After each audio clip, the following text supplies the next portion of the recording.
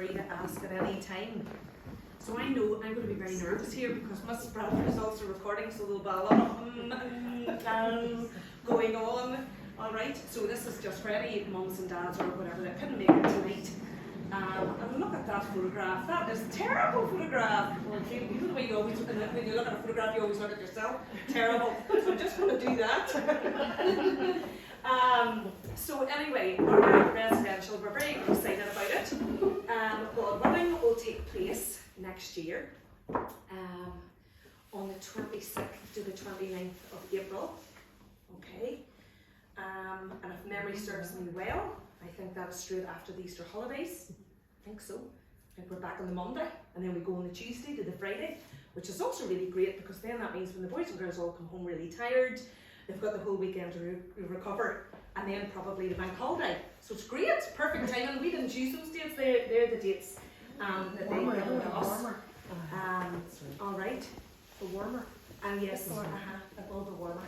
So that's where we're going. For anybody that doesn't know, Shannaghmore is an outdoor educational centre in Newcastle, County Down, and it is a really wonderful place.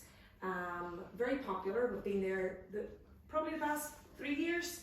Before that, we used to go to Bushmills Education Centre, but it has now closed down. So that's where we've been going since.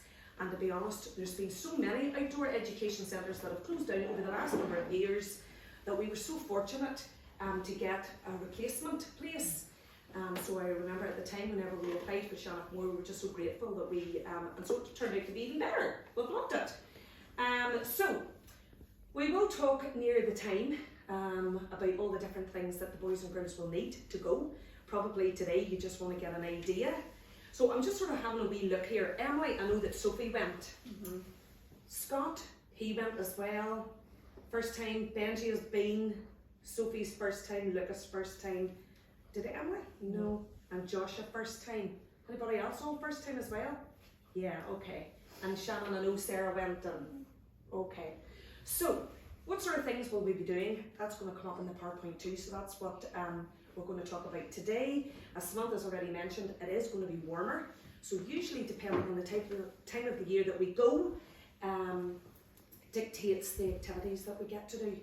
And even though they do give us an itinerary, sometimes that changes because it's weather dependent. So for example, if they had planned to go canoeing, they would maybe change that if it was very wet and windy.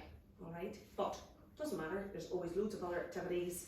And I know that this is a very popular, and I do know as well that when it comes to leavers, this is one of the things that the boys and girls, it's such a significant memory.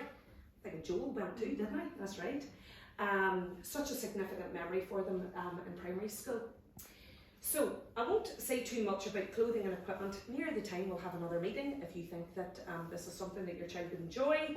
And like I say, it is pretty straightforward, but there'll be more information as time goes on and nearer the time.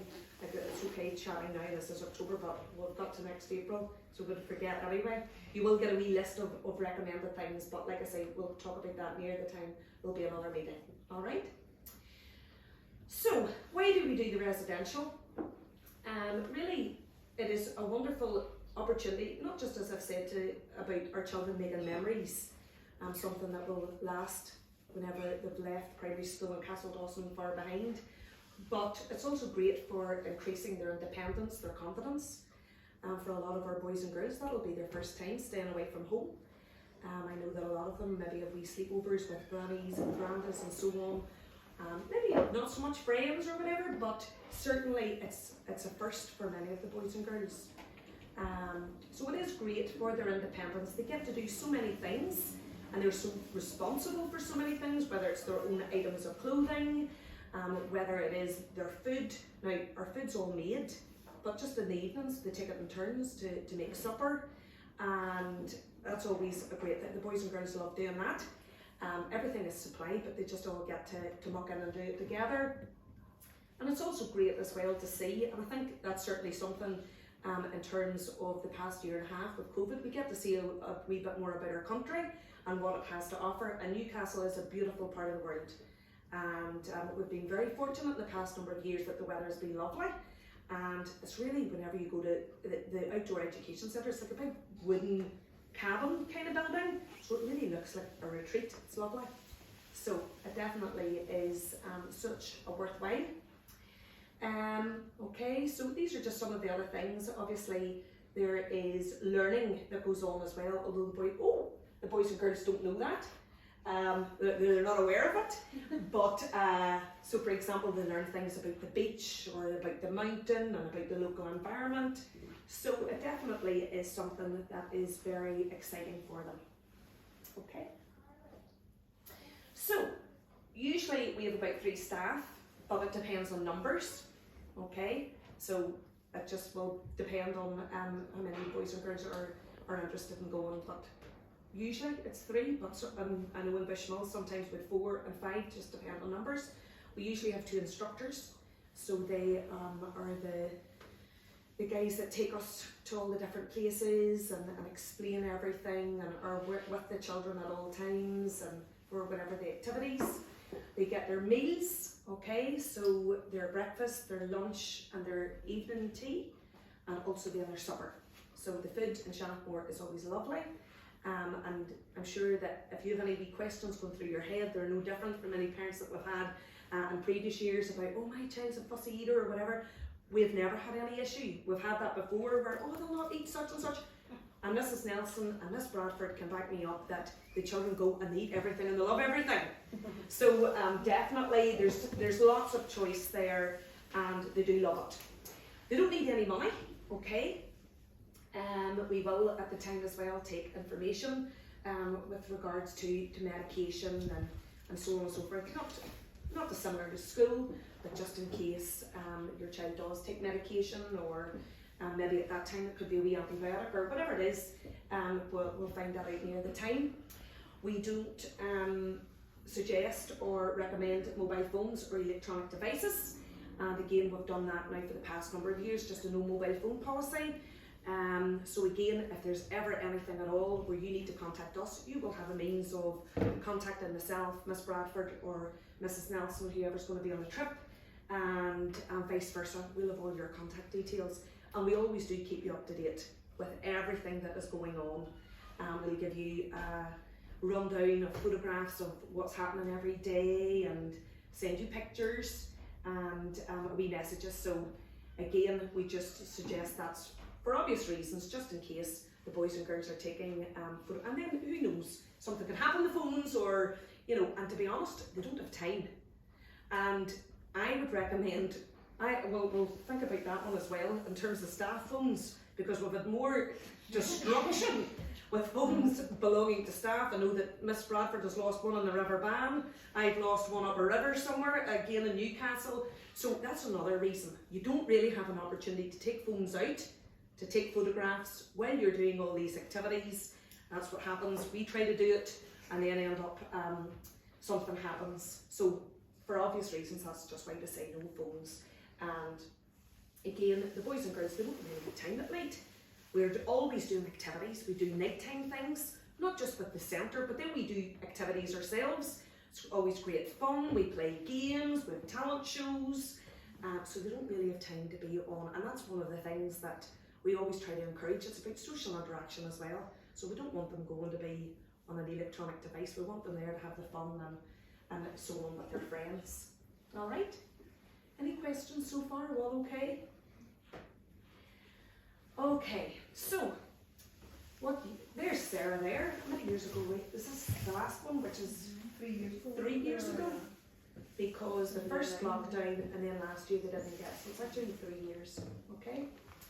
So what normally happens in between, so say your boys and girls decide we would love to go on that, the next thing is that we'll chat to them all about where they're going to sleep, and they usually decide between themselves when their friends are going, we're all going to share a room.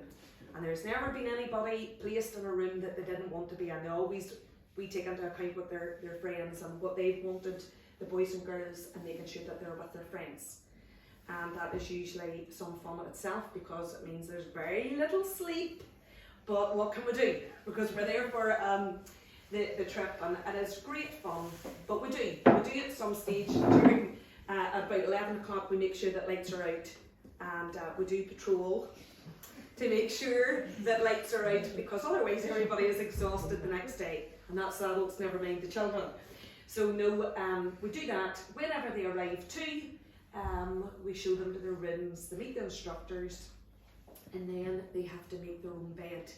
So we'll keep you informed about that as well near the time. Now when I say make their own bed, it just really means putting a pillowcase on the pillow, but usually, and a fitted sheet.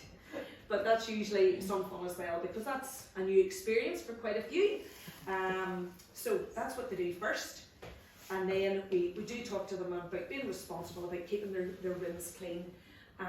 Because again, you can just imagine what a group maybe of boys, and maybe that's wrong to say that because that's stereotype of girls as well, okay, and their rooms and everything that they are eating is left, be it wee snacks that they bring with them, whatever clothes they take off, that's where it lies to be needed again.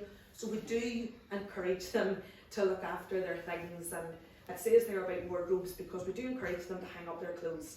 So definitely, if your son or daughter decides that they would love to go on this trip, please teach them how to put clothes on a hanger because that is something that usually they find tricky, and definitely it's something that they need to be able to do, because even when they get their wet gear and they have to hang it up, it has to dry out, and very often if it's not hung up and they've left it, then the next day they come to put it on and they wonder why their fleece is wet. Now we do encourage, we obviously help them as well, but it's maybe just not that easy if there's say 30 of them going and there only is maybe the 3 or the 4 of us, and making sure, so we try to encourage that independence. So getting them to put their things on a hanger and keeping their rooms clean. All right, let's see, okay. So again, as soon as they arrive as well, the boys and girls will get an allocation of equipment.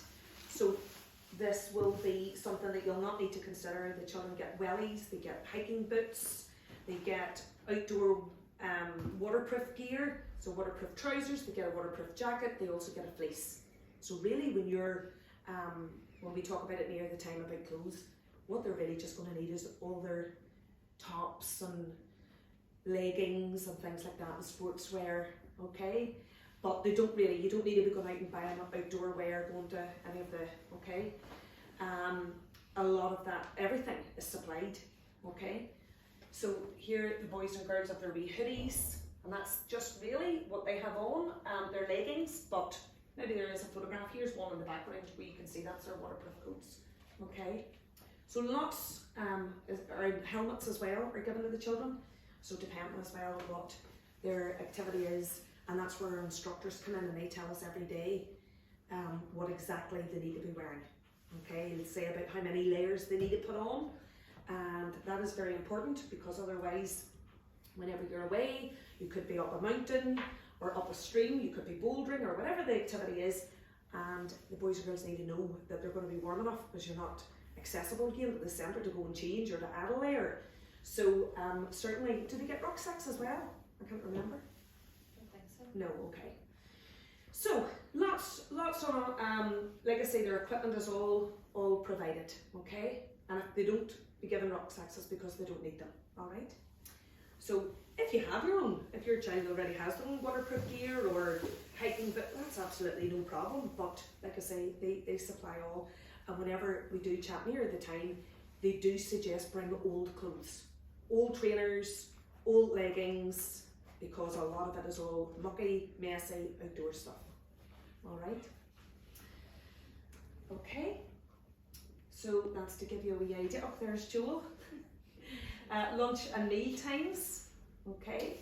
So breakfast is at 8:30. Can I remember what we get for breakfast? Is it? There's toast and there's cereals. Toast, juice. Yeah. Okay. Lunchtime is usually a cooked lunch as well.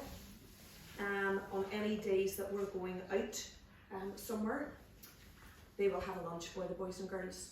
Bushmills, the children have to make their own lunches as well as part of the, but now unless they don't, so the boys and girls select, there's a selection of ham, tuna, whatever it is, and they do make them up a lovely lunch like that. Looks like hot dogs and chips or something there.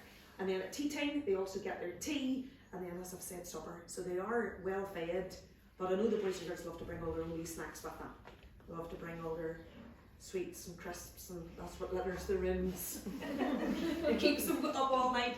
But yes, it gives you an idea. All right. This is some of the wee things that they would do. There's wee duties, okay? So they would clean down their table, but they take it in turns to do that. Sometimes it's the boys do it, sometimes it's the girls, but they do it fairly, and nobody is ever, it's good for them. And like I say, they've done that.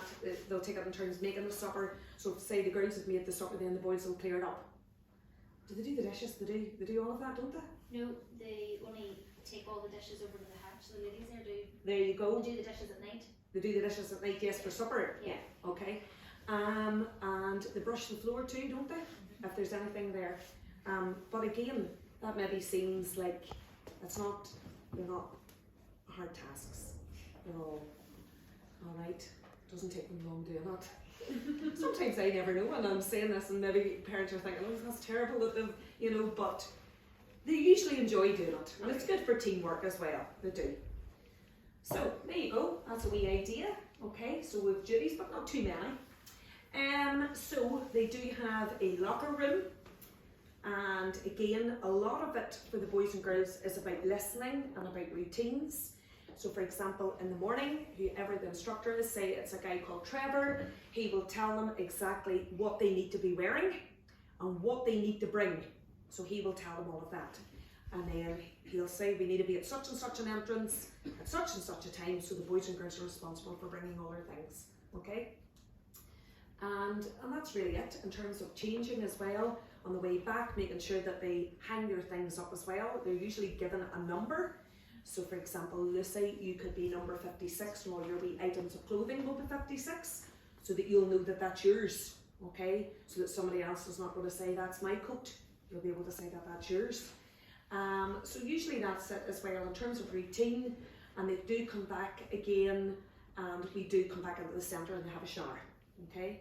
So we do encourage that as well, and the boys and girls usually agree it between themselves. To be honest, sometimes they've showered in the morning, sometimes they shower at night, but we do always encourage that and to remind them, because again, we've heard this in the past where parents have sent the lovely packed suitcase and that's how it has come home. The lovely packed suitcase, and maybe a few things haven't been moved out of it, but so we encourage them to shower as well. Alright. So here's some of the activities that we've done in the past. Can't really say exactly what it will be, but it will be a selection of these. And again, boys and girls are only encouraged within what they feel they would like to try. Like I say, there's nobody asked to do anything that they wouldn't want to do. You know, maybe somebody doesn't like high ropes, heights. So again, we just encourage. So there's high ropes, and again, they're at the centre. So they've got a high ropes course and also a low ropes. So the boys and girls, it's a wee bit like that treetop adventure in the jungle. And again, the children are all harnessed as well, so that's something that they usually enjoy. Canoeing is another one, but again, that is dependent on weather. Bouldering is really climbing over rocks, going up a stream, and the boys and girls always love that as well. We go on an adventure walk, that's maybe one of the nighttime activities. Scrambling, which is a wee bit like bouldering, only without the stream. Rock climbing, we've done orienteering as well, and a climbing wall, okay. We've done abseiling as well, okay. Just thinking, is there any other activities that I maybe haven't mentioned there? There's archery. Archery, that's right. So it gives you a wee idea, okay. So this is usually something that takes the boys and girls a wee bit of getting used to as a drying room, making sure that when they've taken their things off that they have to hang it up in a certain place so that they can get, that they'll dry out. Okay, we do have a wee bit of free time. The boys and girls have a wee bit of chill out time just before their dinner. And then in the evening, there's usually activities as well. So we go for a beach walk, and it is always in the dark. And it's usually great as well, because again, that's encouraging different things. They've been looking at the lighthouses and about how your eyes adapt to the dark, and it's great. We also do a night line through the forest, and that is very much, I think that's what's happening here, to do with their teamwork as well, and communication. We always do other things as well, like we've played Pie Face and talent show, and we've just done different things as well in the evenings in the past. Okay. Then we have lunch at the centre, okay, before we return to school, usually for about 3:15, and no doubt everybody will be exhausted, as you can see here from this picture. Okay, so exactly later on, like I say, we will give you information about, and we'll chat to the boys and girls about their rooms, about what they bring. We do talk about our code of conduct. Thank goodness we've never had any issue. The boys and girls are always so well behaved, and we do we'll advise about things like near the time in terms of bringing plenty of water. They do get that as part of their lunch, but they drink a lot more because of the level of activity than they would normally. So that gives you an idea, all right?